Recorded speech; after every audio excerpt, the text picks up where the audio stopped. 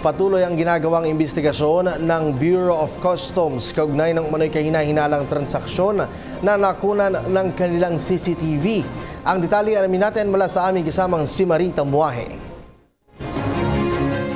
Sa layuning i-promote ang transparency at alisin ang katiwalian at korupsyon sa kanilang ahensya, ang Bureau of Customs ay nagpalabas ng video ng di umano'y kahina-hinalang transaksyon na nakunan ng kanilang CCTV. Iprinisenta ni BOC Commissioner Nicanor Faeldon sa media ang binabanggit na CCTV footage kasabay ng pagsasabing bahala na ang media na mag-analyze base sa nabanggit na video. And last Monday, when we review, it's actual video na napapanood namin siya na meron ganitong pangyayari.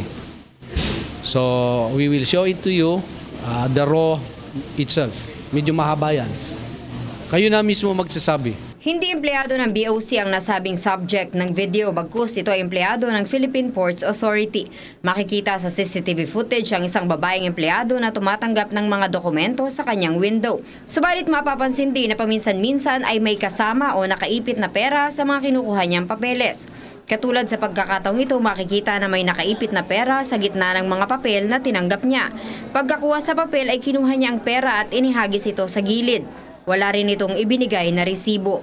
Nang pinuntahan natin ang mga nabanggit na window, sinabi ng mga ito na legal na transaksyon ng kanilang ginagawa at sinisingil para sa wharfage fee at may resibo umano silang ibinibigay.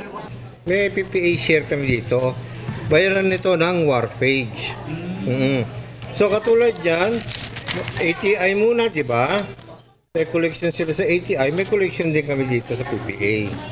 Ayon naman kay BOC Public Information Officer Ray Santos na patuloy pa rin inimbestigahan ang kasong ito. Magko-conclude si investigating team, you would see na may transactions na walang resibo and then kailangan itago yung pera under the desk. So that's something that we have to verify with the investigating team for now. Hindi rin naman umano nagkulang ang pamunuan ng BOC dahil binigyan nila ng babala ang lahat ng nasa customs na hindi pwede ang corrupt at tiwali sa ahensya. At may mga CCTV sa paligid. But rest assured, all the investigations will not be conducted. It's just the initial establishment of probable cause to investigate ang gagawin namin dito. But we will turn this over to the proper government agency to conduct investigation. Sure with this, alam na nila that we are very serious. The transparency that we want to give to the public, ito na nangyayari na dito sa atin. So I warn them, it's no longer our fault if they will become public, they will be exposed to the public.